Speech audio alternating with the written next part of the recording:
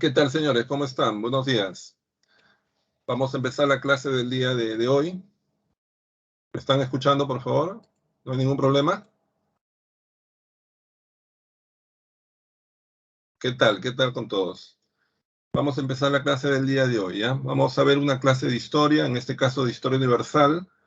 Vamos a trabajar temas que empiezan en el siglo XIX con la época de las ideologías políticas y luego vamos a avanzar así hasta la Primera Guerra Mundial, que es el último de los temas que vamos a ver el día de hoy, ¿ya? Listo, a ver. Les hago también recordar de que ustedes tienen el servicio del multichat.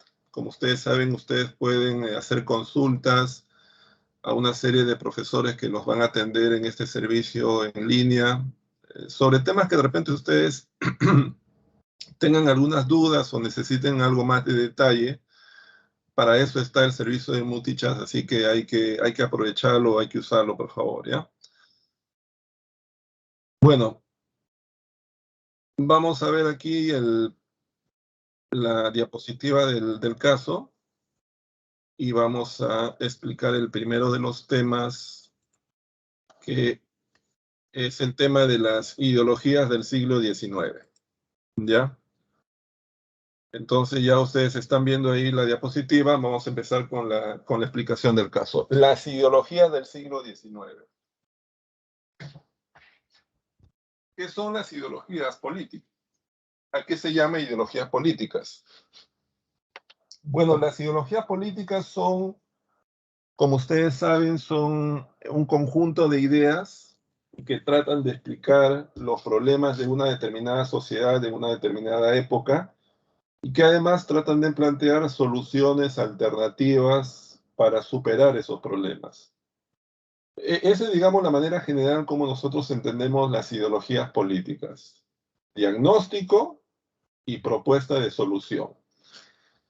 Ahora, en el siglo XIX, que es un siglo en realidad de muchos cambios, de muchas transformaciones, recuerden ustedes que es la época en la cual se da la revolución industrial, las revoluciones liberales, el desarrollo científico y tecnológico, el imperialismo y una serie de otros procesos. Es una época que justamente llamó mucho la atención por parte de los pensadores, de los intelectuales, y es lo que los llevó justamente a plantear ideologías políticas que hasta el día de hoy incluso tienen fuerza, porque ustedes deben saber que los políticos y los partidos en la actualidad se siguen definiendo en torno a lo que es liberalismo, socialismo, nacionalismo, ¿no? O incluso son tildados de movimientos conservadores. Entonces, todas estas ideas políticas que nosotros vemos que surgen en el siglo XIX, hasta el día de hoy tienen presencia activa en la política nacional y mundial. Bueno, ¿cuáles son las ideologías políticas del siglo XIX? En primer lugar, tenemos el liberalismo. El liberalismo es en este caso una ideología que básicamente plantea pues la división de poderes, ¿no? Es decir, para el liberalismo el poder concentrado en manos de un solo individuo es algo pues nocivo, contrario al Estado de Derecho, al bienestar. Y de ahí que los liberales sean partidarios de la división de poderes. La división de poderes entre el poder del monarca y el poder del parlamento.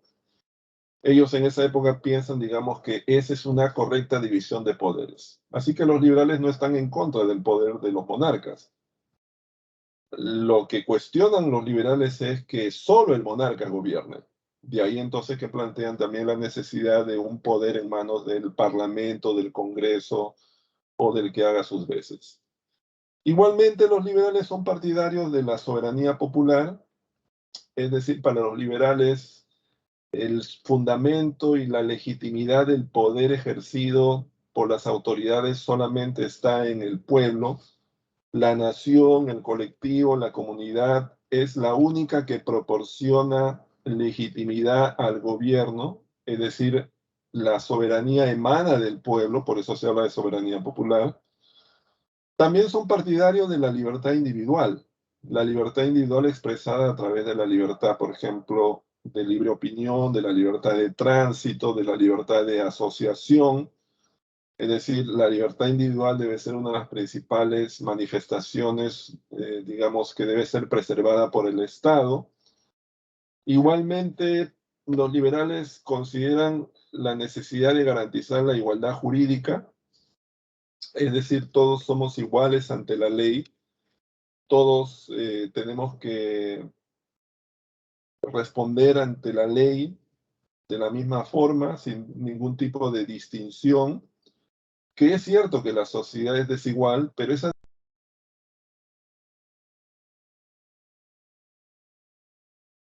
posee cada uno, pero no deben ser desigualdades ante la ley, es decir, ante la situación de transgresión de las normas y de enfrentar, en este caso, las responsabilidades de esas transgresiones.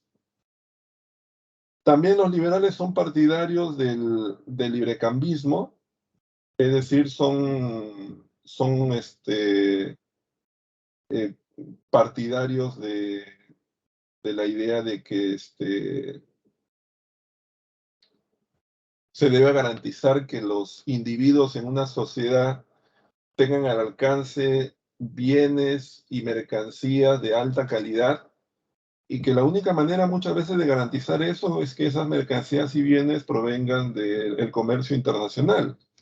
De ahí entonces que los liberales sean partidarios de la libertad de cambio, de las barreras arancelarias bajas o inexistentes. E igualmente también los liberales plantean la necesidad del respeto a la propiedad privada, es decir, la propiedad privada debe ser preservada, digamos, de cualquier forma. La propiedad privada tiene que respetarse al margen de que, por ejemplo, si un individuo ha cometido un delito, eso no, digamos, justifica que se le arrebate la propiedad. La propiedad es un derecho inalienable, ¿no? Ese es, por ejemplo, un concepto que incluso nos puede parecer un poco extremo, pero los liberales son partidarios de esta postura. Liberales uno los puede encontrar incluso desde el siglo XVIII, ¿no? Liberales, por ejemplo, como John Locke, Adam Smith, o en la Francia del siglo XIX, liberales, por ejemplo, como Adolphe Thiers, Guizot, o tal vez uno de los más conocidos fue el escritor y novelista francés Victor Hugo, ¿no? Luego tenemos el conservadurismo. El conservadurismo también es una ideología política, que fundamentalmente lo que busca es el retorno al antiguo régimen. Es decir, el conservadurismo es una ideología política que básicamente lo que trata es de mantener la sociedad del antiguo régimen, una sociedad caracterizada por la desigualdad, por la concentración del poder en manos de un monarca y por los privilegios de la aristocracia. El conservadurismo en ese sentido quiere defender ese tipo de sociedad, el status quo, y se opone a cualquier intento de cambio, de reforma, especialmente aquellos que provienen de los sectores liberales o republicanos.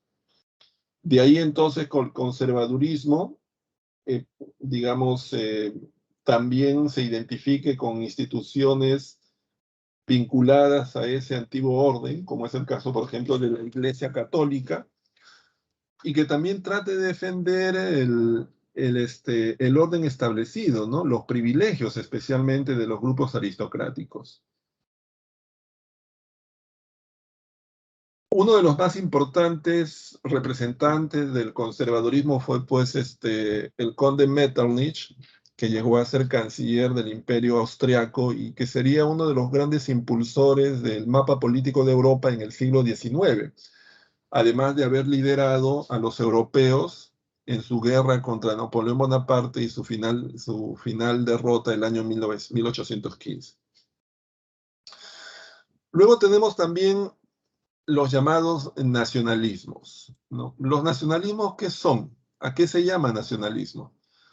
Bueno, los nacionalismos es el nombre que se le da a un movimiento político que aparece en Europa, especialmente en la segunda mitad del siglo XIX, que en un primer momento tiene mucha fuerza en algunos países que en esos momentos no están unificados, como es el caso de Italia y Alemania, pero que luego también van a tener presencia en prácticamente todo el continente europeo. En el caso, por ejemplo, del nacionalismo, hay que tomar en cuenta que el nacionalismo parte de una definición de nación. Para el nacionalismo, la nación es el conjunto de personas que están unidos por una serie de vínculos, como por ejemplo los vínculos de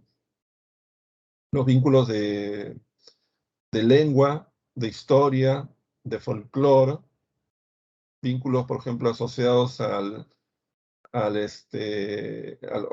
lo que llamaríamos, por ejemplo, la etnia, pero sobre todo están unidos porque habitan un mismo territorio. Todo eso entonces crea vasos comunicantes, unidades entre una comunidad, y es lo que legitima que incluso esas comunidades o naciones se unan políticamente. El nacionalismo en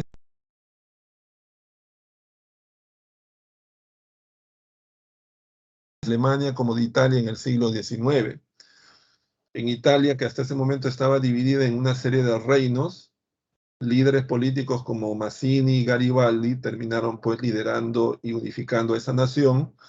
Y en el caso, por ejemplo, de Alemania, el canciller prusiano Bismarck también lideraría un proceso de unificación a través de la guerra que finalmente culminaría en 1871 con la victoria sobre Francia y la unificación de todos los principados alemanes. Ahora, el nacionalismo comparte ciertos principios, como por ejemplo la exaltación de la patria entendida como el territorio común que se defiende. También está, por ejemplo, la autodeterminación política. Esto significa que para el nacionalismo los pueblos de alguna manera son soberanos en cuanto a su destino, que ese destino no puede ser impuesto por pueblos diferentes o por entidades políticas externas, sino es, digamos, propio de cada nación decidir qué es lo que hace, qué es lo que hace internamente, cómo participa, digamos, de la comunidad internacional. Y el principio que tiene que ver que el nacionalismo se vinculó mucho a una corriente artística, literaria y cultural de la época conocido como el romanticismo. Las ideologías nacionalistas, recuerden ustedes, en la medida en que valoraban el pueblo, tuvieron mucha sintonía con el romanticismo, porque el romanticismo es una corriente en la cual se reivindica, por ejemplo, al pueblo, sus tradiciones, su folclore, su música, sus costumbres, lo cual se comienza a expresar, por ejemplo, en la música, en el arte, en la pintura, sobre todo en la literatura. Entonces, hay una similitud, digamos, entre las ideas que contiene el romanticismo como movimiento literario y las ideas que contiene el nacionalismo como movimiento político. Y es lo que les da, digamos, una cercanía a lo largo del siglo XIX. Otra de las ideologías políticas del siglo XIX fue el llamado socialismo. El socialismo es una ideología política que parte de la idea de que la sociedad contemporánea, la sociedad de la época, es una sociedad que está marcada por las desigualdades sociales que se generan sobre todo por la economía capitalista. Y que por lo tanto se tienen que tomar medidas para revertir esas desigualdades sociales. De ahí entonces que aparezcan varias propuestas que dan origen a lo que conocemos como socialismos, de los cuales hay dos que son los más destacados. Por un lado tenemos al socialismo utópico y por otro lado tenemos al socialismo científico. El socialismo utópico parte de la noción de que se tiene que eliminar la propiedad privada, que esta se tiene que reemplazar por formas colectivas de propiedad y que ese proceso se puede lograr de forma pacífica a través de la colaboración de la burguesía con el proletariado. A ver, ¿todo esto qué significa? Significa que para el socialismo utópico la manera de solucionar los problemas de la sociedad en esos momentos es mediante una toma de conciencia de los que tienen, que los lleve a ayudar a los que menos tienen. Así es como, por ejemplo, debemos entender algunas ideas de los socialistas utópicos. Por ejemplo, es el caso de Robert Owen, quien plantea que la solución es la creación de cooperativas que organicen a los trabajadores y que permanentemente coordinen con los empresarios y dueños de las empresas para solucionar los problemas del día a día. Otra propuesta es de Saint-Simon. Saint-Simon plantea de que la forma de solucionar los problemas es mediante la práctica de la filantropía por parte de los poderosos y adinerados. Es decir, que los poderosos y adinerados se dediquen a apoyar con su dinero a través de la creación de hospitales, orfanatorios, aquellos que menos tienen. Esa práctica filantrópica es la que solucionará los problemas de Europa. Y luego está el socialismo científico, perdón, está las ideas planteadas por Fourier. Fourier, por ejemplo, plantea que se deben crear falansterios. Los falansterios vienen a ser algo así como granjas de pobres que son financiadas por hombres adinerados y poderosos, en las cuales, a la manera como padres crían a hijos, yo diría en realidad como personas crían animales, estos empresarios cobijan, protegen y dan todo lo necesario para que vivan personas pobres y humildes.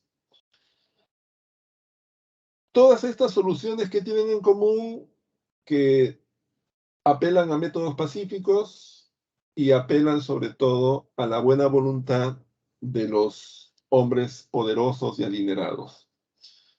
Y justamente algunos críticos a estas ideas las llamarían utópicas, porque creen que estas ideas en realidad son impracticables, que estas ideas son ideas que en la medida en que dependen de la buena voluntad, realmente no es posible implementarlas.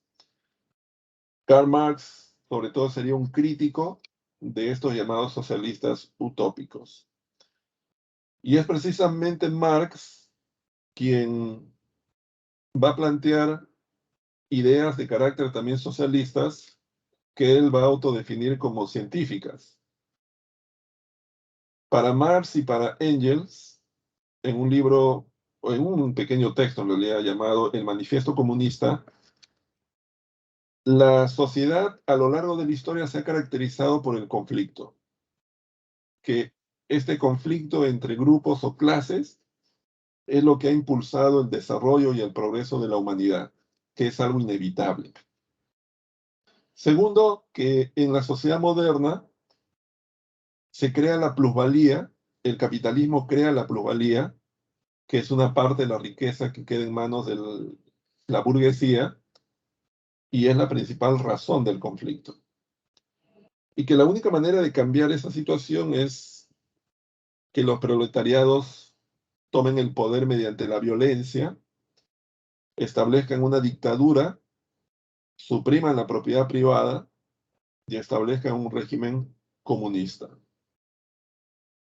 Es decir, a diferencia del socialismo utópico, el socialismo científico apela a la violencia, apela, perdón, a la política y a la toma del poder como mecanismo de solución a los problemas.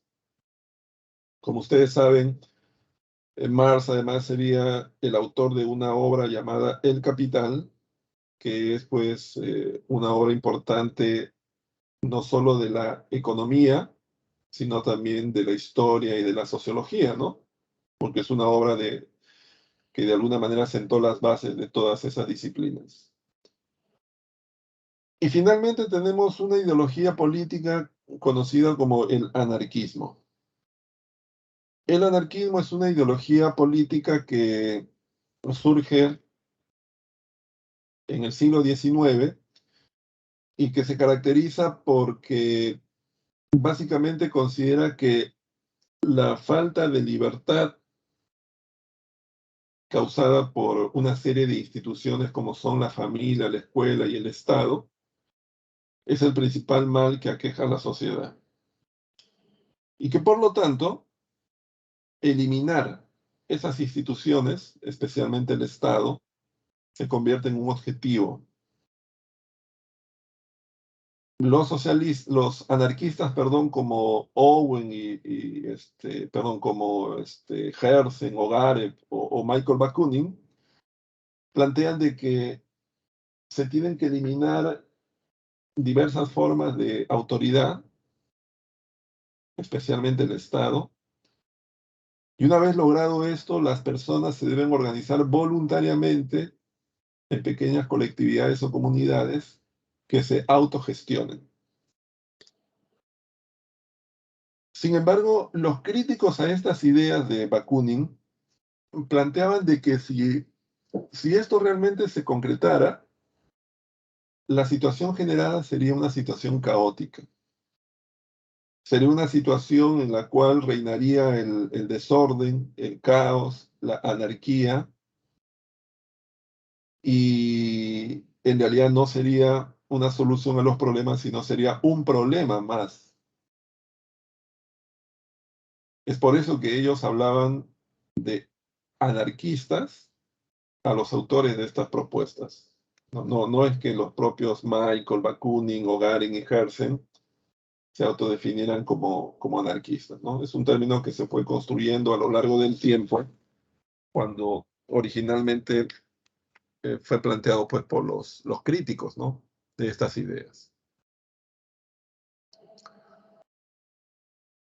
Vamos a ver ahora el tema de las revoluciones liberales del siglo XIX.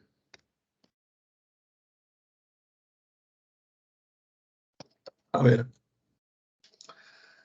en el siglo XIX, Europa iba a experimentar entre 1830 y 1848 un ciclo de movimiento.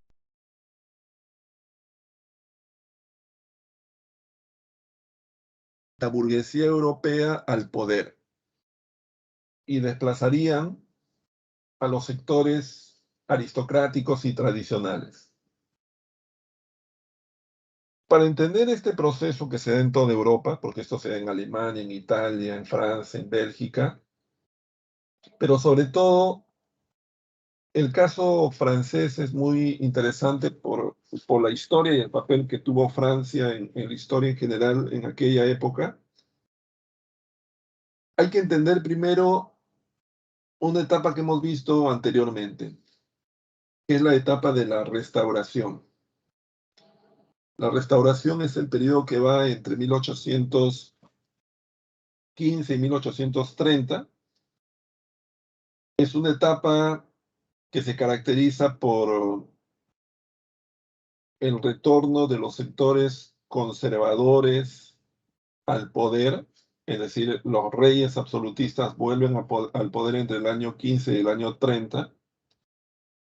En Francia, por ejemplo, se establece el gobierno de Luis XVIII, que luego lo va a suceder Carlos X.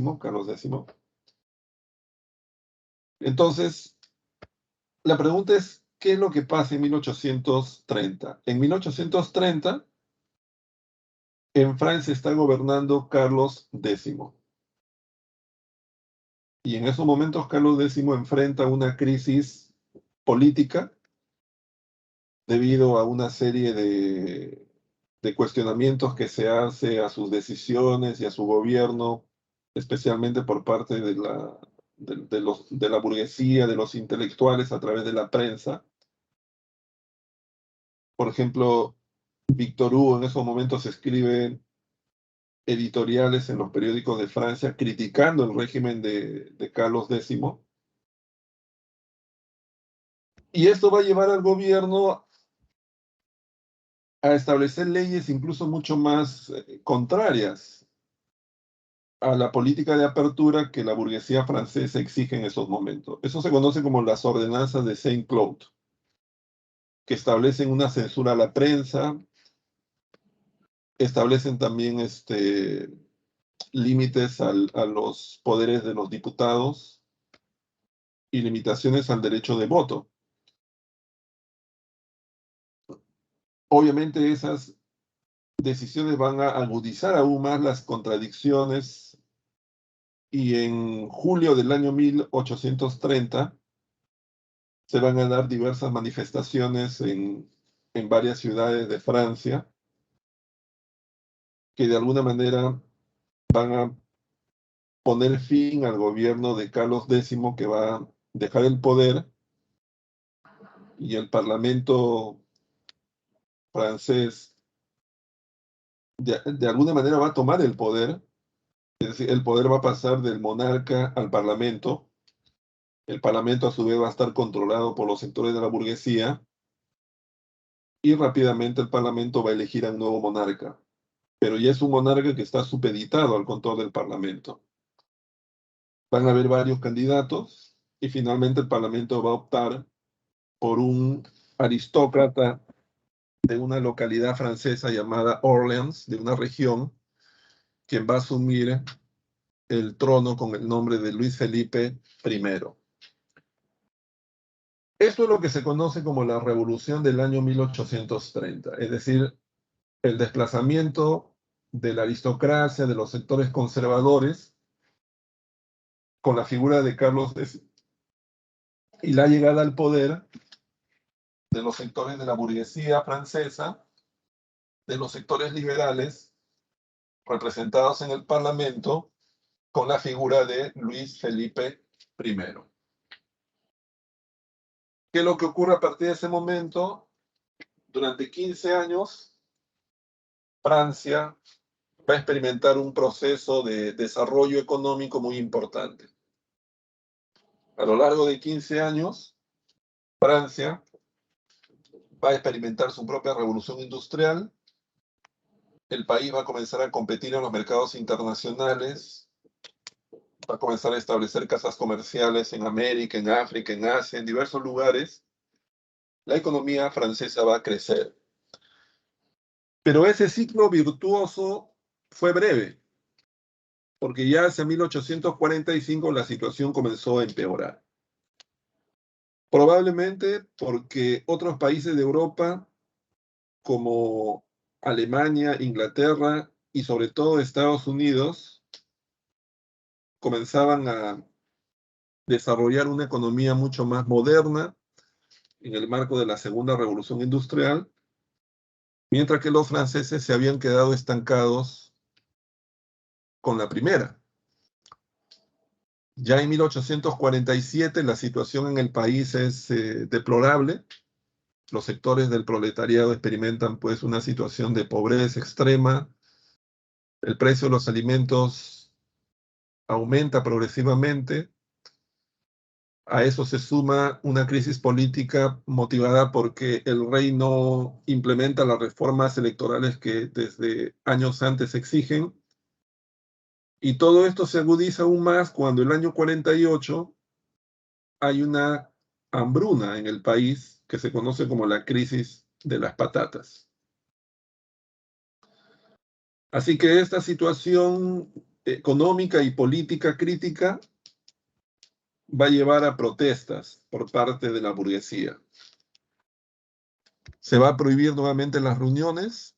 La burguesía se va a reunir secreta y subrepticiamente a través de unos banquetes que también van a ser prohibidos, y todo eso va a agudizar aún más la situación el año 48 hasta que finalmente se van a dar una serie de protestas, especialmente en París, en el mes de febrero, donde el control de la ciudad va a pasar a manos del pueblo organizado en lo que se conoce como la Comuna de París.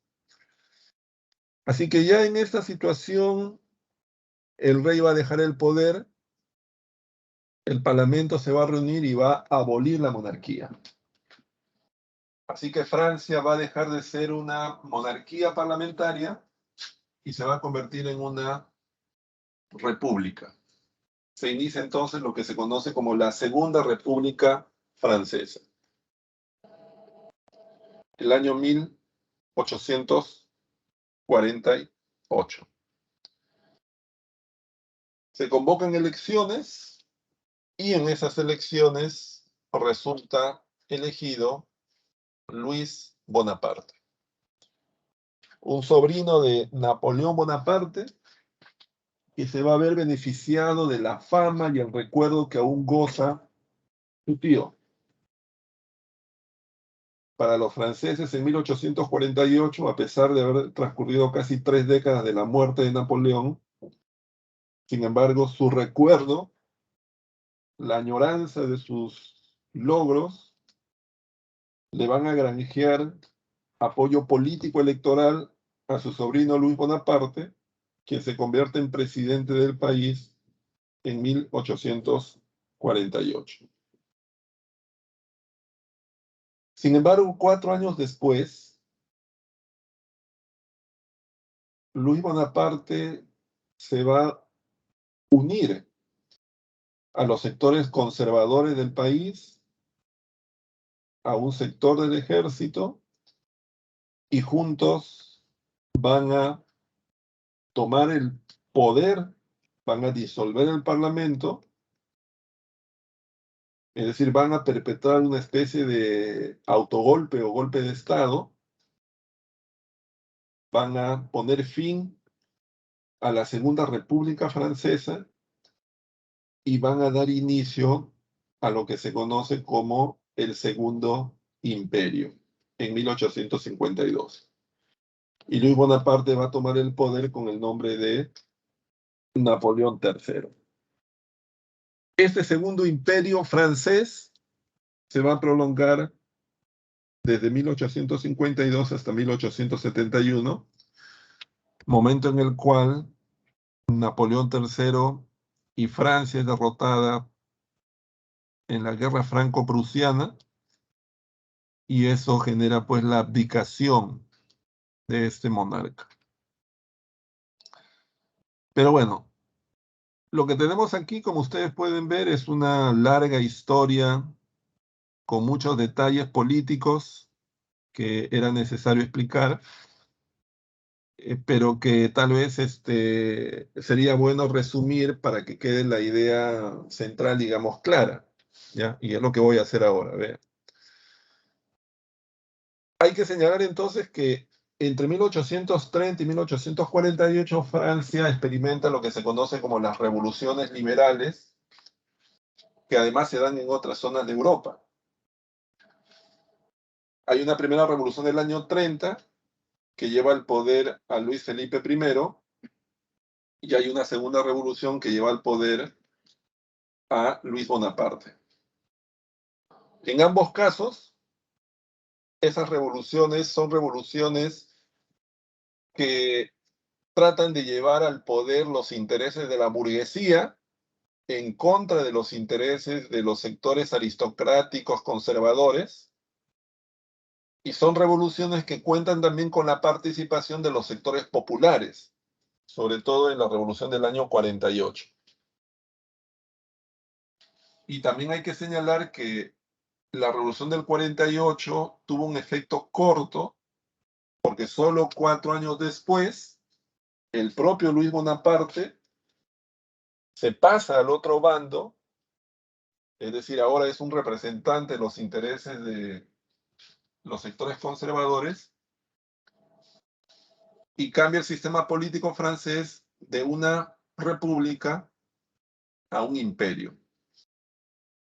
Entonces, eso es un poco lo que debemos entender sobre toda esta época de la historia de Francia.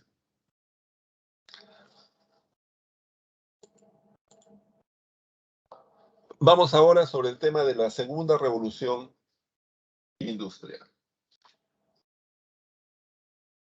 Recuerden ustedes que ya hemos visto la revolución industrial. Hemos señalado que la revolución industrial es básicamente la transformación radical de la economía ocurrida desde el siglo XVIII a partir de la introducción de la máquina, la aparición de la industria, la producción en serie y la expansión del mercado mundial. Sabemos también que la revolución industrial tuvo dos grandes etapas. La primera etapa que va desde 1760 hasta 1840 y la segunda desde 1840 hasta el año 1914. Justamente esta segunda etapa es la que vamos a ver ahora, la segunda etapa de la revolución industrial. Ahora bien, la segunda revolución industrial, hay algunas ideas que hay que recordar en torno a ella. Primero hay que señalar que es una época en la cual hay un avance, hay un desarrollo justamente de las tecnologías aplicadas a la industria. En segundo lugar, es una época en la cual hay una expansión de la economía mucho más radical. Sobre todo Europa trata de controlar mercados en África y en Asia. En tercer lugar, es una época en la cual se utilizan nuevas fuentes de energía, como es el caso del petróleo y de la electricidad. Y en tercer lugar, también hay un gran desarrollo en los medios de comunicación, como es el caso, por ejemplo, del ferrocarril o del barco a vapor. Todos estos son cambios en realidad bastante importantes que transformaron muchos aspectos de la vida. Les voy a dar unos ejemplos un poco para que me entiendan. Por ejemplo, la aparición del barco a vapor lo que hizo fue acortar el tiempo de transporte a través de los océanos. Un viaje desde Europa hacia América duraba aproximadamente 3 semanas. Con la aparición del barco a vapor, ese viaje disminuía a 3 o 4 días.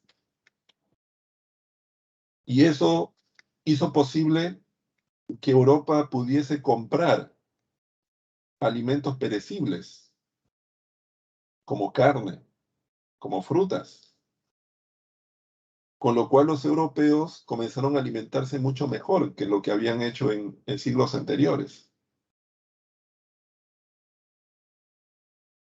Vean entonces la relación que hay entre modernización de los medios de transporte y lo que viene a ser la dieta de todo un continente.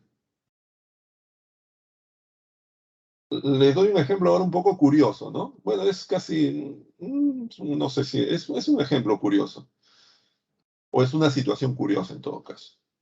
Por ejemplo, cuando aparecieron las primeras locomotoras, las primeras locomotoras tenían velocidades que iban desde 24 hasta 50 o 60 kilómetros por hora.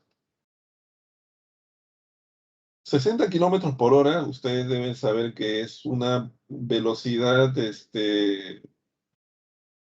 cuando un taxi va despacio, digamos, a través de una avenida. Ya, esos son más o menos 60 kilómetros. Es una velocidad baja en realidad.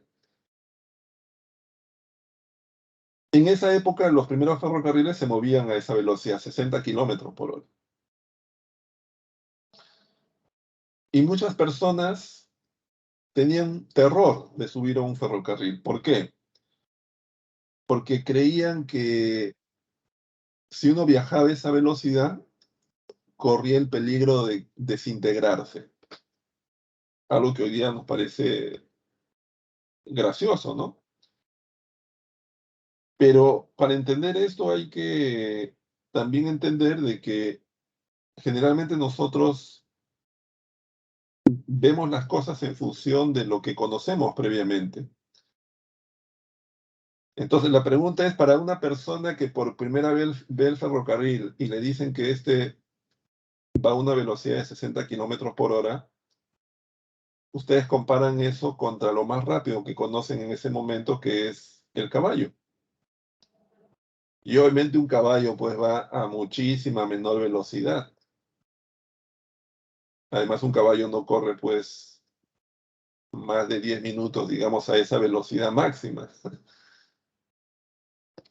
Entonces, 60 kilómetros por hora en esos momentos parece una velocidad, pues, increíble para las personas.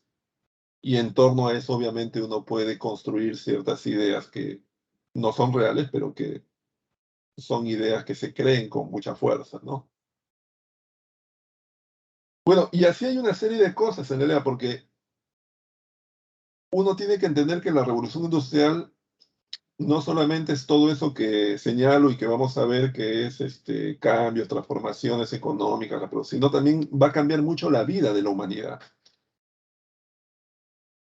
Por ejemplo, la revolución industrial va a abaratar las telas, lo cual va a hacer que la ropa, el vestido, se utilice no hasta desgastarlo totalmente como se hacía antes. O sea, la gente antes compraba pues un pantalón o una camisa y la utilizaba durante 5 o 6 años, porque obviamente la idea era que duraran mucho tiempo, pero con la revolución industrial, obviamente los textiles se abaratan y se comienza a hacer costumbre que la ropa se utiliza durante un tiempo más corto, en el cual cuando uno ve que ya se está desgastando, simplemente la desecha y compra otra, ¿sí o no? Y es porque está barato, digamos, el acceso a una nueva prenda. Y así en realidad podríamos detallar infinidad de cambios generados a raíz de la segunda revolución industrial. ¿Cuáles son las características de la segunda revolución industrial? Hay un gran desarrollo científico y tecnológico aplicado a la industria y a los medios de comunicación y a los medios de transporte. Es la época en la cual se inventa, por ejemplo, el alumbrado eléctrico, obviamente el bombillo de luz, el telégrafo, el fonógrafo, el cinematógrafo, el automóvil, el proceso Bessemer para producir acero, el dínamo para producir energía eléctrica, la locomotora, el barco a vapor, etcétera, etcétera.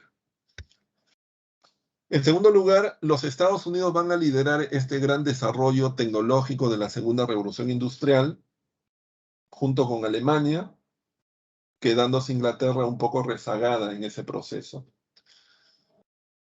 ¿Cuál es el origen de que Estados Unidos sea el centro y el líder de la segunda revolución industrial? Primero, que Estados Unidos es un país que cuenta con ingentes materias primas en su propio territorio. Segundo, Estados Unidos es un país que tiene un gran mercado interno que controla.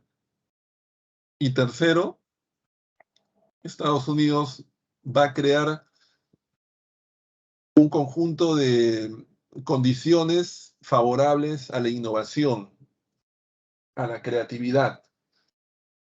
Por ejemplo, los derechos de autor, las patentes. En Estados Unidos la gente sabe de que si inventa algo y eso que ha inventado va a ser usado por otras personas, le tienen que pagar regalías. Por lo tanto, la gente está incentivada a innovar, a crear. Por eso que en Estados Unidos, incluso hasta la actualidad, existe un rigor muy, muy grande con relación a la protección de derechos de autor, ¿no? Que es algo que en nuestro país, pues, es desconocido, ¿no? Todo el mundo, o sea, en el Perú, digamos, todo el mundo utiliza software informáticos piratas, ¿sí o no? Casi todo el mundo, digamos, utiliza software informáticos piratas. Bajamos música ilegalmente, ¿sí o no? Eso es algo que en Estados Unidos no se puede hacer. O sea, yo no puedo en Estados Unidos entrar a torrents, digamos, y bajarme, pues, el disco completo de salsa de algún artista, ¿no? O sea, lo puedo hacer, pero inmediatamente el sistema va a detectar mi IP, el código de mi computadora, y muy probablemente 2 días después me venga a visitar una persona, me venga a imponer una multa, incluso hasta uno puede ser condenado a la cárcel, ¿no? Entonces, por eso que nadie lo hace, ¿sí o no?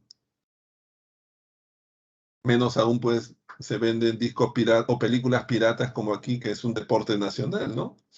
Entonces, Pero eso es histórico en Estados Unidos. Y es lo que permitió que la gente dedicara tiempo y dinero a tratar de inventar cosas que uno piensa que son cosas sencillas, ¿no? De haber inventado. O sea, la bombilla de luz le demoró 20 años a Edison, ¿no? Entonces, algunas de esas situaciones son las que favorecieron a Estados Unidos para liderar la segunda revolución industrial. Pero la segunda revolución industrial también está asociada a innovaciones en las formas de organización del trabajo, como el Taylorismo y el Fordismo. Taylor y Ford fueron empresarios que trataron de abaratar los costos de producción. Taylor, por ejemplo, se dio cuenta de que si dividía las fases de producción de un bien, de una mercancía, podía especializar el trabajo de los obreros y disminuir el tiempo de producción. Entonces él dijo, bueno, si voy a producir un automóvil, en vez de que un grupo de trabajadores permanentemente estén trabajando, digamos, construyendo simultáneamente todo el automóvil, lo cual genera muchos problemas porque no todos pueden trabajar simultáneamente, muchas veces hay interferencias, hay que permanentemente ver, digamos, si una fase se ha cumplido para pasar a la otra. Lo que yo voy a hacer es dividir el proceso en 4 partes, digamos, ¿no? Primero, fabricación del chasis; segundo, fabricación del motor; tercero, fabricación de la carrocería; cuarto, fabricación de los accesorios. Y que cada parte simultáneamente parten al mismo tiempo de producir sus partes y luego unimos las 4 partes.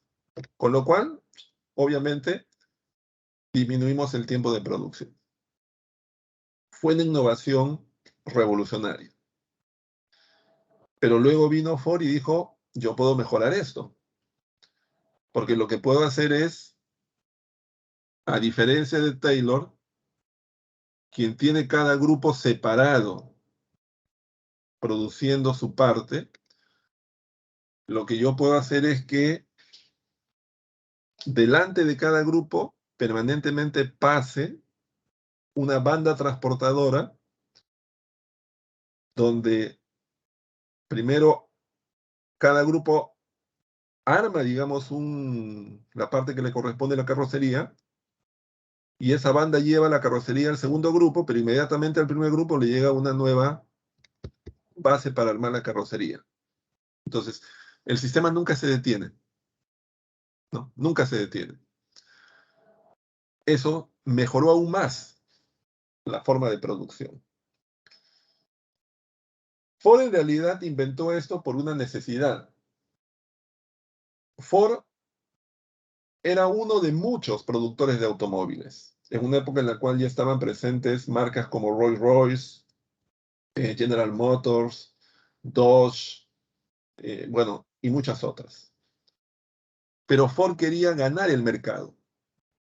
Y Ford se dio cuenta de algo, de que hasta ese momento el automóvil era un bien caro. Estaba el acceso sobre todo en las clases adineradas. Y los automóviles fundamentalmente se utilizaban para circular en las ciudades, porque no estaban construidos para terrenos, digamos, sinuosos, ¿no? Básicamente eran las ciudades. Incluso las ciudades tampoco en esa época tenían pistas, pero aún así, obviamente, circular por una ciudad era mucho más seguro, más cómodo que circular en este caso por el campo. Entonces, Ford se dio cuenta de que el automóvil podía ser no un bien de lujo, sino un bien masivo de consumo. Pero para que fuera un bien masivo de consumo, el automóvil tenía que tener 2 características. Debía ser un automóvil que pudiese circular por todo terreno. Eso significaba circular por el campo en terrenos que muchas veces eran accidentados. Y en segundo lugar, tener un costo tan bajo que estuviera al alcance de cualquier persona que tuviese un trabajo promedio. ¿Cómo lograr eso? Bueno, lo primero lo hizo con algunas innovaciones. Su famoso modelo T, si ustedes lo ven en las fotos, es un modelo, creo que acá adelante hay una foto, ¿no? Sí. Ustedes pueden ver que es un modelo que es diferente a los otros porque tiene, digamos, la carrocería muy arriba. Es una carrocería que está muy arriba, pero eso está hecho a propósito ¿para qué? Para que justamente pueda desplazarse por terrenos sinuosos, donde va a ser muy poco probable que la carrocería choque con el suelo, por más que entre en una zanja, en un desnivel. Y así en realidad le va a hacer varias innovaciones. Pero la otra innovación que va a hacer Ford para abaratar los costos justamente es la cadena de montaje, que ya expliqué en qué consiste. Con lo cual Ford va a producir un automóvil que va a tener un valor de $1.500. $1.500 son más o menos como unos $7.000 actuales. Cuando los automóviles normalmente en esa época valían $10.000.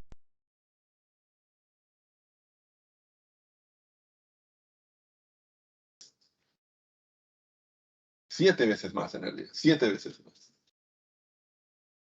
Eso va a hacer que el modelo T sea el modelo más vendido durante casi 2 décadas en Estados Unidos y va a hacer del automóvil un bien de consumo masivo en Estados Unidos. Y por primera vez los norteamericanos van a poder desplazarse libremente por donde les diera la gana. Cambió totalmente Norteamérica y cambió el mundo en general. ¿Cuáles fueron las principales industrias durante la Segunda Revolución Industrial? La industria eléctrica, asociada a la fabricación de energía eléctrica utilizada en la industria, en el sistema de alumbrado, en los medios de transporte.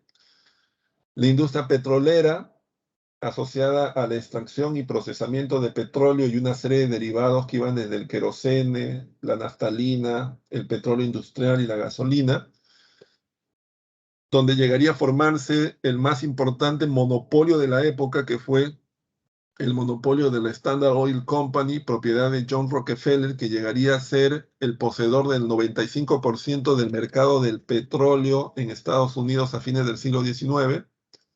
Luego se le obligaría a dividir su empresa, porque en Estados Unidos no se aceptan los monopolios. La industria farmacéutica, dominada por los laboratorios Bayer alemanes, que tuvieron un gran éxito cuando inventaron la aspirina, o el desarrollo de las vacunas por Edward Jenner, que permitió la erradicación de una serie de enfermedades que hasta esa época eran mortales. Igualmente, la industria automovilística, de la cual ya hemos explicado algunas cosas, y la industria del acero, cuando el ingeniero Bessemer inventó el llamado proceso Bessemer, que hizo posible que el acero que se conocía desde la época de los romanos, ahora podía ser fabricado de forma masiva y barata. Con lo cual el acero se convirtió en una materia de construcción que le daría forma al mundo moderno, porque el acero iba a permitir la fabricación de rieles, barcos, columnas y puentes y cables, dando origen ¿a qué? A los rascacielos, los puentes, los barcos de grandes dimensiones, entre otras cosas. El acero en realidad le dio forma al mundo moderno. Solamente les doy un ejemplo para que vean la importancia que tuvo el acero. Los puentes son un tipo de construcción que se conoce pues desde los albores de la humanidad. ¿Ya? No tengo el dato de cuál es el puente más antiguo que se conoce, pero probablemente ya los primeros homínidos colocaron pues un tronco para pasar de un lado hacia otro en un pequeño vado, digamos, de tal vez 1 metro o 2 metros de longitud, ¿no? Y a eso fue el primer puente, digamos, de la historia hace millones de años.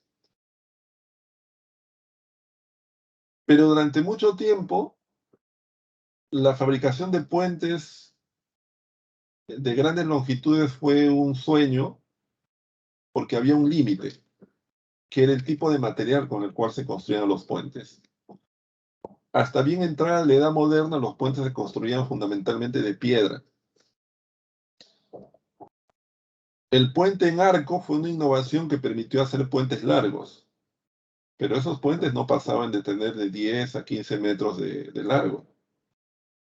No era posible construir puentes más largos, porque como eran de piedra, la piedra es pesada y es rígida, y obviamente no podía soportar pues grandes longitudes. Pero cuando aparece el acero, eso cambia todo, porque el acero es resistente y es flexible, y además es maleable, es decir, se contrae con el calor, perdón, se contrae con el frío y se expande con el calor, sin quebrarse. El acero hizo posible la construcción de puentes como el Golden Gate, que tienen algo más de 1 kilómetro de longitud, y el acero es lo que permite en la actualidad construir pues, puentes de mucha mayor longitud. Lo mismo aplíquenlo a los rascacielos. En buena medida, construir rascacielos es posible por acero, porque el acero le da la estructura sobre la cual reposa el peso de todo lo que se coloca sobre el edificio, en este caso, ¿no? Entonces, esa industria fue una industria clave durante la Segunda Revolución Industrial. Las consecuencias de la Segunda Revolución Industrial fueron el surgimiento de grandes monopolios industriales. Por ejemplo, el cártel, que es un monopolio cuando en un sector varias empresas acuerdan controlar los precios hacia arriba, hacia abajo. Ese es un cártel. Imagínense, un cártel sería pues si todas las academias universitarias en el Perú acuerdan cobrar 10.000 soles de pensión mensual. Entonces, ¿qué pasa con el usuario? No va a encontrar otro precio. Va a estar obligado en realidad a matricularse en alguna academia pagando 10.000 soles. Pero generalmente ese tipo de monopolio se hace cuando el bien que se oferta es un bien muy deseado, ¿no? Obviamente yo no puedo hacer un monopolio de, no sé, pues a ver, no sé, voy a inventar algo, pues de popcorn, ¿no? De venta de popcorn, de canchita. Porque obviamente la gente no se va a morir por no comer canchita, ¿no? A lo mucho, pues, como, si la canchita está muy cara porque se han puesto de acuerdo con los precios, lo que la gente va a hacer es consumir otro tipo de snack, digamos. O simplemente no comer canchita, ¿no? Pero en cambio, si fuera, por ejemplo, si se establece un cártel, por ejemplo, de leche, ahí sí, porque la leche sí, digamos, es un alimento básico. Luego está el holding. El holding es cuando, en este caso,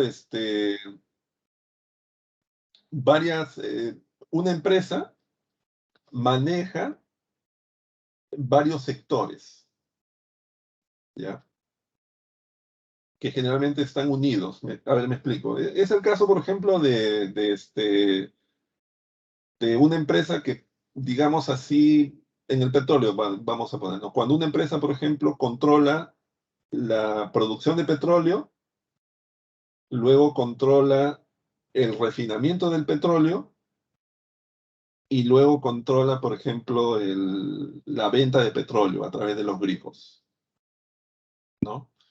O sea, está controlando en realidad 3 sectores productivos, que además están unidos porque hay un mismo producto que recorre todo el circuito, que es el petróleo. Pero es una misma empresa que controla y obviamente va a manejar los precios de venta, de compra, de todo en realidad, ¿no? Ahora, también hay holding que pueden controlar sectores que no son necesariamente de la misma línea, como es el caso, por ejemplo, del Grupo Romero actualmente, que maneja, por ejemplo, varios sectores, ¿no? Maneja, por ejemplo, el Grupo Romero maneja banca, el banco de crédito, maneja, por ejemplo, empresas que fabrican alimentos como Alicorp, y creo que maneja también puertos. Pero en realidad los 3 se conectan, ¿no? Porque si yo manejo banca, esa banca es la que me permite financiar, por ejemplo, a la empresa de alimentos, y la empresa alimento depende de los puertos, porque ahí están los almacenes de los alimentos que compran en el extranjero. Entonces, de todas maneras, hay un monopolio porque está controlando varios sectores, pero que están articulados, ¿no? Y el trust es, por ejemplo, cuando una sola empresa controla todo el mercado de un bien o la mayoría. Es el caso, por ejemplo, de la Standard Oil.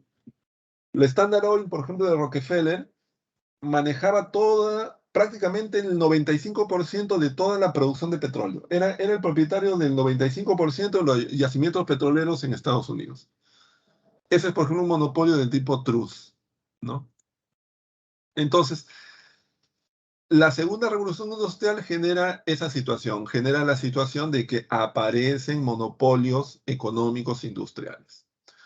La segunda revolución industrial también ve la primera gran crisis económica del año 1873 en Estados Unidos, que no tuvo repercusiones fuertes, digamos, en otros países.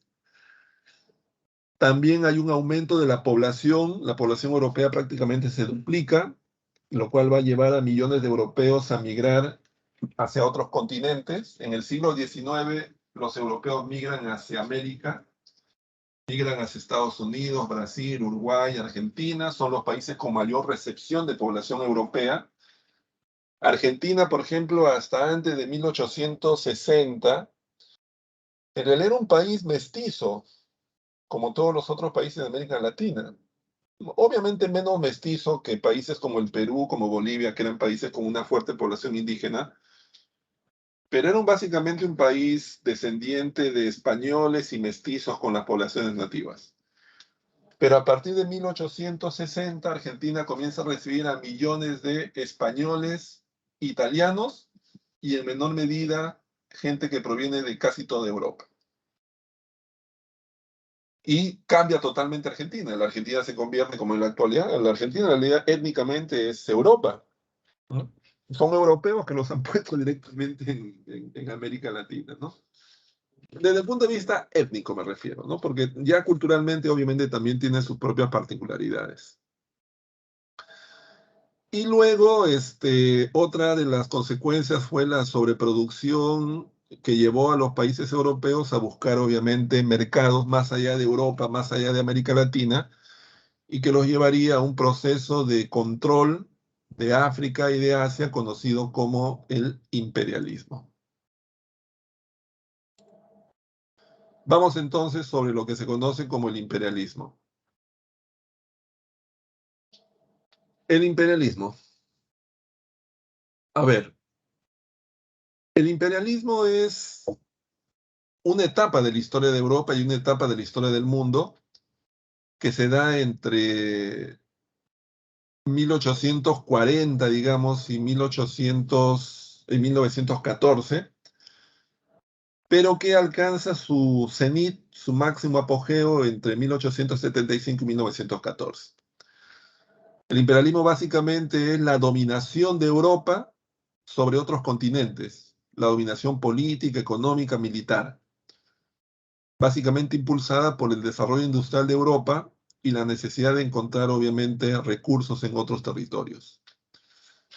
Las causas del imperialismo, por un lado, justamente la sobreproducción de la industria europea, la necesidad de Europa de encontrar nuevos mercados, especialmente en el África y en Asia.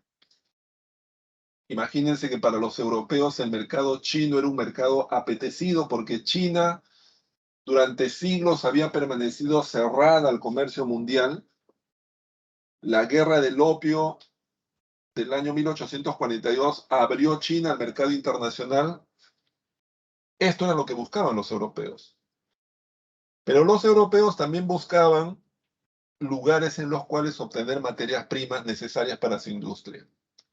Lugares donde obtener minerales, lana, cultivos, petróleo. Y esto no había en Europa. Esto los europeos esperaban encontrarlo justamente en África y en Asia. En términos sociales, como ya hemos visto, el aumento de la población europea también fue un motivo para el imperialismo. Un ejemplo de esto es el caso francés. Francia en el siglo XIX ve en las colonias una solución al problema del crecimiento demográfico. Para Francia, Argelia, por ejemplo, que está justo frente a Francia en las costas del África, es una zona a la cual van a migrar franceses en calidad de colonos. A fines del siglo XIX, 1 millón de franceses viven en Argelia. Causas también de orden político, la búsqueda de prestigio internacional. Para Europa, para los países de Europa, la posesión de colonias era pues una muestra de su éxito político, de su grandeza, de sus añoranzas históricas de carácter imperial. Cuando los italianos invaden Abisinia en África, lo hacen tratando de rememorar las conquistas del imperio. Esto es lo que hay que recordar. En el plano ideológico también hubo causas. El nacionalismo. El nacionalismo, entendido como esta ideología que hemos visto anteriormente, que fundamentalmente lo que busca es exaltar los valores vinculados a la patria, a la historia, al idioma, a la lengua, a la raza. De ahí entonces que una nación necesite subyugar y someter a otra, porque es una manera de señalar la grandeza de una raza, de una lengua, de una cultura. El eurocentrismo, que es esta visión de los europeos de sentirse parte de una civilización superior, sentirse parte del orden, del progreso, del bienestar, y ver el resto del mundo como más bien una región como el África, por ejemplo, de caos, de pobreza, de anarquía, de desorden, de atraso. Es decir, el mundo está dividido entre Europa y la periferia. Eso se conoce como eurocentrismo. El darwinismo social, que es la noción de que, así como en la naturaleza, unas especies se imponen a otras y aquellas que son débiles desaparecen y aquellas que son fuertes evolucionan, los europeos de esa época piensan de que al imponerse y al someter a los africanos, de alguna manera, están demostrando de que son superiores y que tienen que evolucionar y que eso es algo casi natural y justo. Y por otro lado, también está que el imperialismo fue un medio y un resultado de la difusión del cristianismo. No es casualidad que los primeros grandes exploradores del África fueran justamente religiosos, como David Livingstone. Eran hombres de fe que iban al África a tratar de contactar a pueblos que hasta ese momento estaban al margen del conocimiento de Dios para incorporarlos a la cristiandad, para hacerles conocedor de los beneficios de la civilización, del progreso,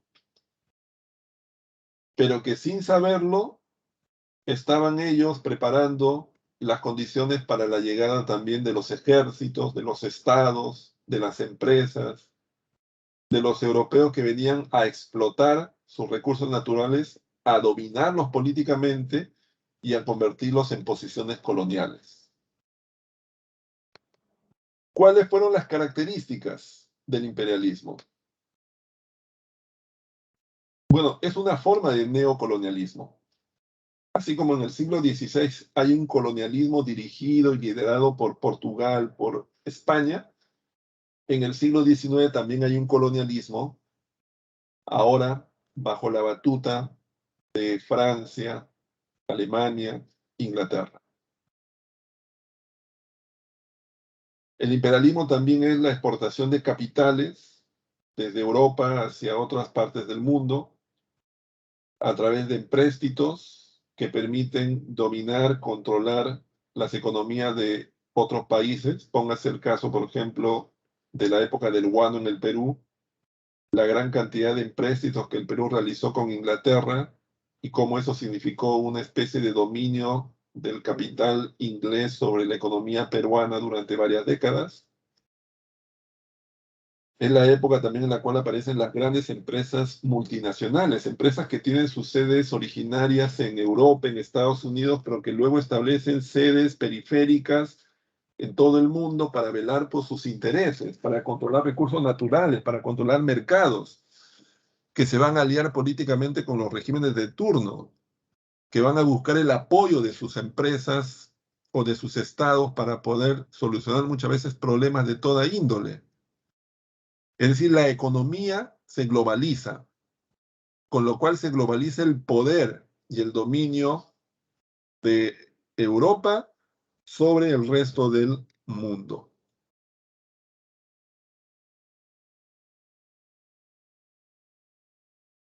Ahora, en este proceso de desarrollo del imperialismo, los propios países europeos comenzaron a entrar en conflicto por el control del continente africano. Todos querían tener acceso a algunas regiones estratégicas. Por ejemplo, el Congo era una de las regiones más apetecidas, sobre todo por la cantidad de minerales que se encontraba en estos territorios. También una región muy importante era, por ejemplo, Rhodesia, una región muy rica, por ejemplo, en oro, y así. Entonces, esto generó durante mucho tiempo conflictos entre países europeos y es la razón por la cual en 1884 el canciller de Alemania, Otto von Bismarck, convocó a una conferencia en Berlín para que las potencias europeas justamente se pusieran de acuerdo sobre las respectivas zonas de influencias en el continente africano. Es así entonces que el África fue dividida, como ustedes pueden ver, en lila están las posesiones francesas, que son las más importantes. África controla pues Argelia, controla por ejemplo Madagascar. Italia, por ejemplo, tiene Libia. Alemania, por ejemplo, controla también la zona de la, el África Oriental, como se le llama. Bélgica tiene la zona del Congo, aunque el caso de Bélgica es un caso singular, ¿no? Porque en realidad el Congo no era posesión de Bélgica, era posesión del rey de Bélgica, Leopoldo III. O sea, era una colonia propiedad personal. No, no era como, por ejemplo, Argelia, que era del Estado francés, o Rhodesia, que era del Estado inglés. El Congo era propiedad de Leopoldo III. ¿Ya? Entonces, el continente africano queda dividido entre las potencias europeas. Ahora, en el imperialismo obviamente se formaron estos grandes imperios coloniales. ¿Cuáles eran esos imperios coloniales? Por ejemplo, tenemos el caso de Inglaterra. Durante el gobierno de la reina Victoria, los ingleses tuvieron posesiones coloniales en Asia muy importantes, como por ejemplo India. En África, pues estaba, bueno, en Asia no solamente estaba la India, ¿no? Es un ejemplo, estaba la India, estaba, por ejemplo, Palestina, estaba, por ejemplo, la zona de Arabia. En África estaba, por ejemplo, Egipto, Rhodesia, Sudáfrica, entre otros. En América estaba, por ejemplo, una parte de Canadá, Belice, Jamaica. En Oceanía estaba, por ejemplo, Australia, una parte de Nueva Zelanda. Francia, durante la época de Napoleón III, tuvo también posesiones coloniales, ¿no? En Asia, por ejemplo, estaba Indochina, En África, por ejemplo, estaba Argelia, entre otras, Madagascar. En América estaba Guyana, en Oceanía estaba Nueva Caledonia, una zona de Nueva Zelanda. Alemania, que llegó tarde, de alguna manera este proceso no tuvo colonias en Asia, en África tuvo la zona de Camerún y otras regiones, al igual que en Oceanía, por ejemplo, las Islas Marianas, ¿no? Son entonces los grandes imperios coloniales del siglo XIX. Estos imperios coloniales hay que decir, no solamente hay que verlos por el lado político, que es el que estamos analizando, el lado económico, sino también hay que verlos por el lado humano, porque los europeos establecieron casi sin excepciones regímenes de explotación y de dominio cruel sobre las poblaciones nativas. Tal vez el caso más dramático fue el caso del Congo. Miren, en el Congo se calcula que durante la época de dominación belga, que en realidad no fue muy prolongada, ¿no? Porque los belgas en realidad recién accedieron al Congo justamente a raíz de la conferencia de Berlín, en realidad el rey Leopoldo III, se calcula que murieron más o menos 6 millones de personas. 6 millones de personas que murieron víctimas de lo que llamaríamos hoy día genocidio, es decir, asesinatos colectivos llevados a cabo por europeos. ¿Para qué? Para apropiarse del oro y del marfil, que eran las grandes mercancías que se buscaban en estos territorios. Y así en realidad podríamos señalar en cada uno de los casos, digamos, estas acciones espantosas realmente, producto pues del imperialismo. Y muchos consideran en realidad que el hecho de que en la actualidad el África siga siendo uno de los continentes más atrasados, más caóticos del mundo, tiene que ver con este legado casi histórico, ¿no? Recuerden que en realidad el continente africano recién terminó de independizarse prácticamente en 1970, hace más o menos unos 50 años. Y hasta ese momento los europeos también asusaron rivalidades internas. Muchas veces para dominar un territorio lo que hacían era apoyar una tribu contra otra para que en ese conflicto justamente los europeos gobernaran. Entonces, ahí hay que tomar en cuenta también todas estas situaciones. Vamos entonces ahora al tema de la Primera Guerra Mundial. La Primera Guerra Mundial, ¿no? ¿Qué es la Primera Guerra Mundial? La Primera Guerra Mundial es, pues, el primer conflicto industrial de la historia humana. Es la primera gran guerra industrializada que va a abarcar en realidad todo el mundo, aunque los campos de batalla van a ser Europa, Asia y el África. Sin embargo, Europa va a ser, digamos, la zona de mayor, digamos, el escenario, digamos, de la mayor parte de las batallas, de los enfrentamientos. Y, digamos, esto es lo que de alguna manera, junto a los participantes en el conflicto, le da, digamos, el contexto mundial. Pero lo más destacado es que la Primera Guerra Mundial es la primera guerra industrial de la historia propiamente, ¿ya? Hubo anteriormente guerras bastante importantes y ya, digamos, con participación de ejércitos industrializados, como por ejemplo la Guerra Civil Norteamericana, pero no, digamos, a la escala militar que se desarrolló entre 1914 y 1919. Bueno, lo primero que hay que entender son los bloques en conflicto.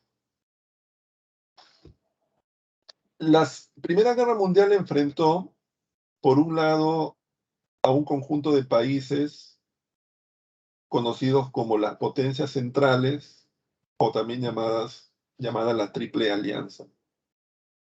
Una alianza militar que se elaboró mucho antes de la guerra entre Alemania, Austria e Italia, las cuales eran en realidad regímenes monárquicos en esos momentos, Alemania estaba gobernada por un emperador, también Austria-Hungría y en el caso de Italia por un rey.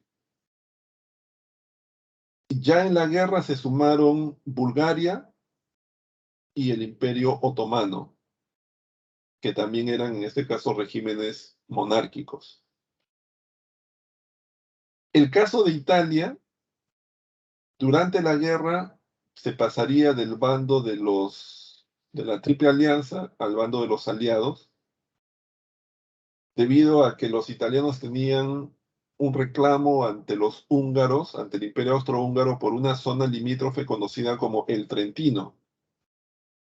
Y como los reclamos que los italianos hacían sobre esta zona no fueron atendidos, los italianos tomaron la decisión de pasarse al otro bando, al bando de la llamada Triple Entente. Eso fue en 1915, ya en plena guerra.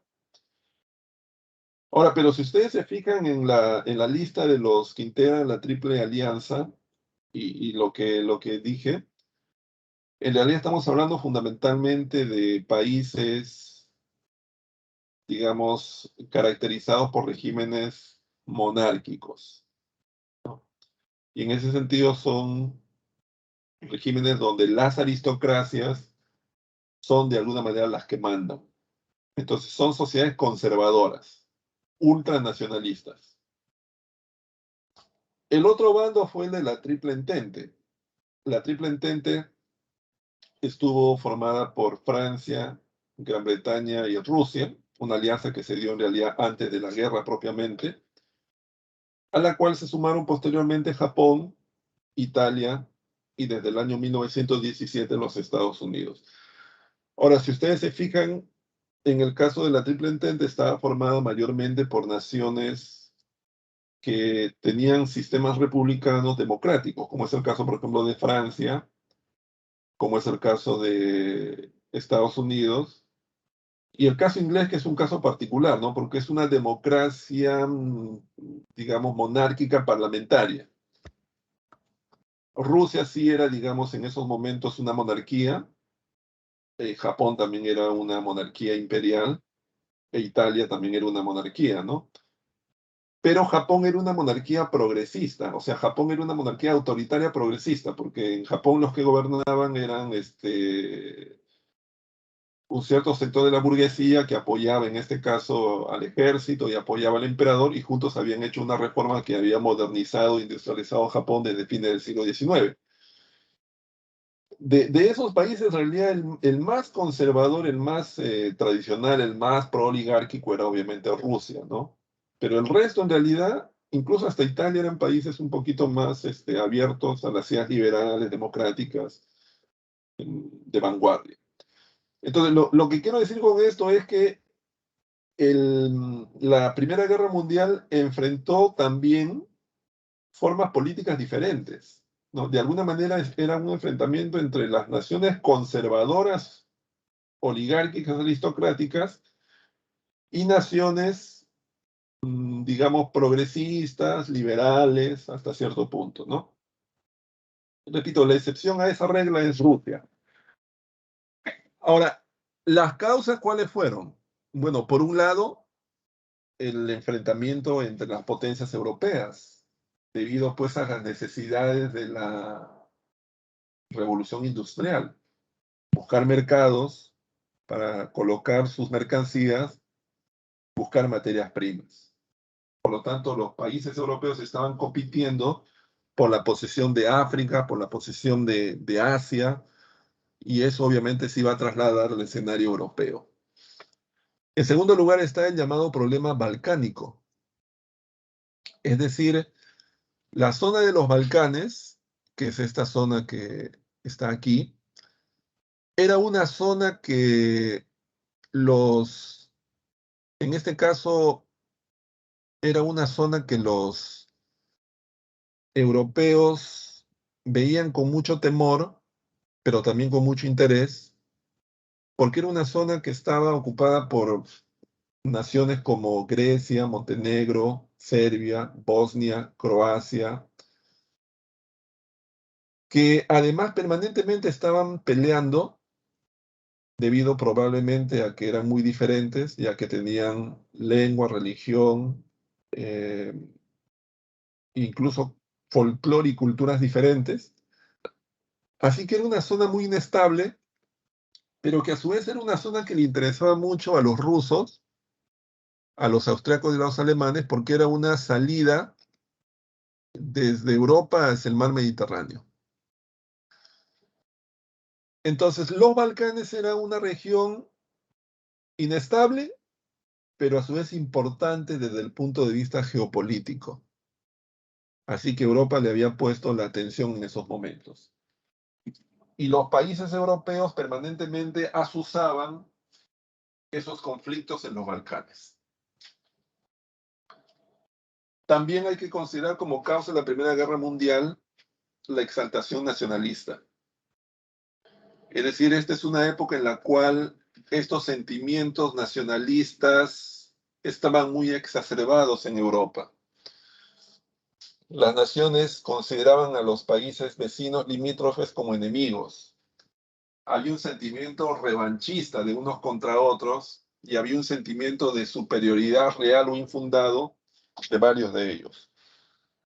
Por ejemplo, Francia se consideraba una nación superior a cualquier otra de Europa y no toleraba que Alemania le hubiese derrotado en 1871 y se hubiese apoderado de Alsacia y Lorena, dos regiones ricas en la parte oriental de Francia. Por su parte, Alemania se consideraba una nación joven y vigorosa y destinada a dominar Europa contra la voluntad de las viejas potencias Francia e Inglaterra.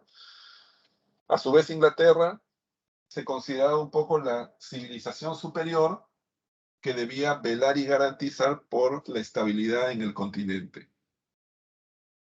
Entonces, en ese clima de nacionalismo exacerbado, se iban a gestar las condiciones de la Primera Guerra Mundial.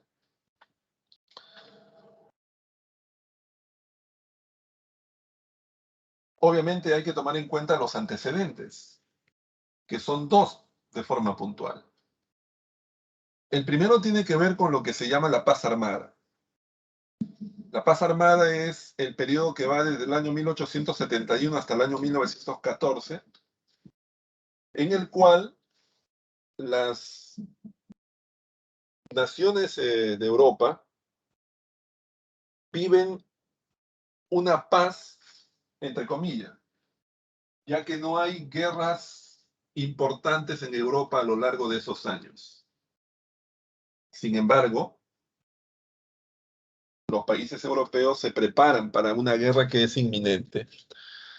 Durante la paz armada, por ejemplo, se desarrolla la industria militar, se inventa, por ejemplo, la ametralladora, la aviación militar, los torpedos, los submarinos, las armas químicas como el anthrax y el gas mostaza. Y durante la paz armada se constituyen justamente las alianzas militares, como fueron la Triple Entente y la Triple Alianza. Es decir, durante la paz armada los países europeos se están preparando para la guerra. Y el otro antecedente es el que hemos visto, es la pugna por los Balcanes. Porque los países de Europa quieren tener influencia y presencia en los Balcanes. Los alemanes y los austriacos apoyan a los bosnios en su conflicto con los serbios. Y los ingleses, franceses y rusos apoyan a los serbios en su conflicto con los bosnios. Esta situación sería la que iba a disparar la guerra. Y esto ocurrió cuando en 1914 el archiduque Francisco Fernando es asesinado en Sarajevo, capital de Bosnia. El Imperio Austrohúngaro es aliado de los bosnios. Así que el archiduque decide viajar a Bosnia, decide viajar a Sarajevo para una visita protocolar, para reforzar los lazos con su aliado. Le recomiendan no hacerlo porque se sabe que hay grupos proserbios que operan en la ciudad, que pueden atentar contra su vida, pero él considera que no, que tiene que ir porque de esa forma reafirma la fidelidad con los bosnios en un momento que se necesita este tipo de actos y que nada le va a pasar. Cuando llega a Sarajevo, él decide que va a visitar la ciudad en automóvil. Le recomiendan que sea en un automóvil cubierto, que no se exponga, que la gente lo puede ver a través de los vidrios del automóvil, pero él recomienda que no. Él quiere ir, digamos, en un automóvil descapotado. Le recomiendan incluso que use un chaleco antibalas, pero él desiste usarlo porque en ese día hace un calor, digamos, muy, muy fuerte y una temperatura muy alta. Pero les cuento esto para que vean cómo también hay una serie de detalles que de alguna manera van marcando la historia, ¿no? Primero su decisión de viajar, segundo su decisión de ir en automóvil, tercero su decisión de no utilizar el chaleco. Pero lo que les voy a contar ahora todavía es más dramático porque él, el gobierno bosnio ha publicado en la prensa de los días anteriores la ruta que va a seguir el archiduque en su viaje por Sarajevo.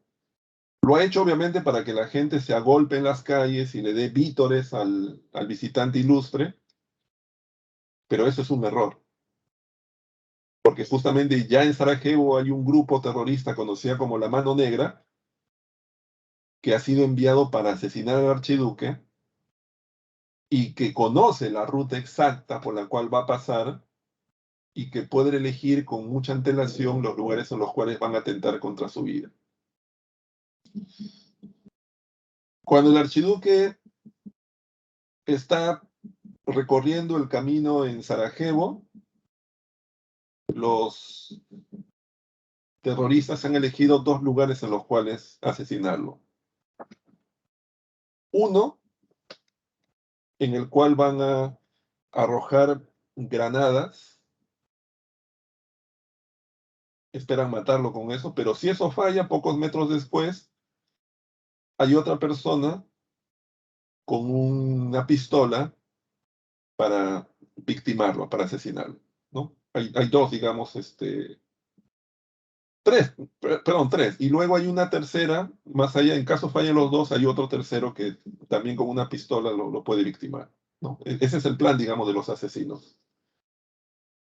Cuando el archiduque pasa por el primer lugar, los asesinos arrojan las bombas, pero se apresuran tanto a arrojar las bombas que estas bombas estallan pocos metros después de que el automóvil ha pasado. Aún así logran herir a uno de los acompañantes del archiduque, pero el archiduque y su esposa no son heridos, así que el primer atentado ha fracasado. Cuando pocos metros después llega al punto en el que está el segundo asesino, se ve sorprendido por la llegada del archiduque porque se distrajo y no escuchó, digamos, el estallido de las bombas y cuando ve llegar al archiduque saca su revólver, pero se le traba el seguro y en ese momento ya el archiduque está muy lejos y no le puede disparar. Y el otro, Gavino Princip, desiste en realidad de siquiera esperarlo, porque él se ha escuchado, digamos, o sea, sabe un poco lo que ha pasado y sabe que han fracasado y que ya no tiene sentido que él se exponga. Así que él va y pocas cuadras más allá se mete a un café a tomar un café, obviamente, y seguramente nervioso a pensar en todo lo que ha ocurrido en pocos minutos. Pero mientras tanto, el archiduque, al ver que uno de sus acompañantes está herido, decide él en persona en su automóvil llevarlo al hospital, luego lo deja en el hospital y él se dirige al municipio, donde obviamente ya todo el mundo está alborotado por los sucesos, todo el mundo piensa que ya el archiduque, le recomiendan además que se quede en el edificio para salvaguardar su seguridad, porque no saben, digamos, si todo esto es una cosa así muy puntual o hay una conspiración mucho más grande, pero él decide volver a la ruta para continuar con la visita. Entonces le ordena a su chofer que vuelvan a la ruta. Y ahí viene el punto tal vez más curioso de todo esto, que ya de por sí es curioso, ¿no? Les cuento esto un poco para amenizar el tema, que es que el chofer, que no conoce muy bien en realidad la ruta del que se ha elegido, se equivoca y en una de las calles, en vez de doblar a la izquierda, dobla a la derecha. Y al doblar a la derecha, entra a un parque donde justo en una de las esquinas está el café donde está Gavrilo Princip, el tercero de los asesinos que no había llegado a actuar, que obviamente se ve sorprendido porque desde el interior del café ve el carro del archiduque, porque es un carro obviamente que llama la atención, que lleva banderas, símbolos y una serie de cosas, e inmediatamente toma su pistola, se dirige contra el automóvil y dispara varios tiros que dan tanto al archiduque como a su esposa, y los van a matar pocos minutos después, ¿no? Es así en realidad como se consume el famoso asesinato. Pero si ustedes se dan cuenta, como tal vez como ningún... No, en realidad muchos hechos en la historia ocurren así. Hay una sucesión en realidad de decisiones casi fortuitas que desencadenan un hecho muy concreto que es el asesinato, que va a ser el motivo por el cual la guerra se va a iniciar. Se inicia la Primera Guerra Mundial. La Primera Guerra Mundial se va a luchar en tres momentos, tres etapas. La primera se conoce como la Primera Guerra de Movimientos. El plan de los alemanes es invadir Francia. Para eso intentan invadir Francia desde Bélgica y luego complementan por invasión por la frontera misma. Simultáneamente van a pelear contra los rusos. Esa primera guerra de movimientos va a ser exitosa hasta que llegan a 50 kilómetros de París, donde el ejército francés los detiene en la primera batalla de Marne. En el otro frente, en el frente oriental, han logrado derrotar a los rusos en la batalla de los lagos Masurianos y en la batalla de Tannenberg. Sin embargo, los rusos se resisten a firmar la paz. Para ese momento, luego de la batalla de Marne, alemanes y franceses establecen una gigantesca trinchera de 800 kilómetros de largo y la guerra pasa a un segundo momento que se conoce como la guerra de posiciones. Se da la batalla de Verdún, se da la batalla del Somme. Son guerras sangrientas que de alguna manera no cambian un poco el destino de la guerra. Así que Alemania pasa a una nueva estrategia que es estrangular la economía inglesa. La idea es destruir el comercio inglés, destruir su economía y debilitarlo militarmente y debilitar militarmente a Francia para ganar la guerra. Declaran la guerra submarina, pero en ese proceso de hundimiento de todo barco que se dirige a Inglaterra también hunden barcos neutrales y también hunden barcos ingleses donde mueren ciudadanos de países neutrales, como es el caso de Lusitania, que es lo que motiva que los Estados Unidos intervengan a partir de 1917 en la guerra. Mientras tanto, se reinicia una última etapa que se conoce como la Segunda Guerra de Movimientos. En esa Segunda Guerra de Movimientos logran firmar una paz con los rusos, que es la paz de Brest-Litov en el año 18. Intervienen Estados Unidos y juntos con los franceses e ingleses, finalmente derrotan a los alemanes en la segunda batalla de Marne. Se produce el armisticio de Coinpeig del año 18 y Alemania finalmente es derrotada. Luego vienen la firma de los tratados de paz.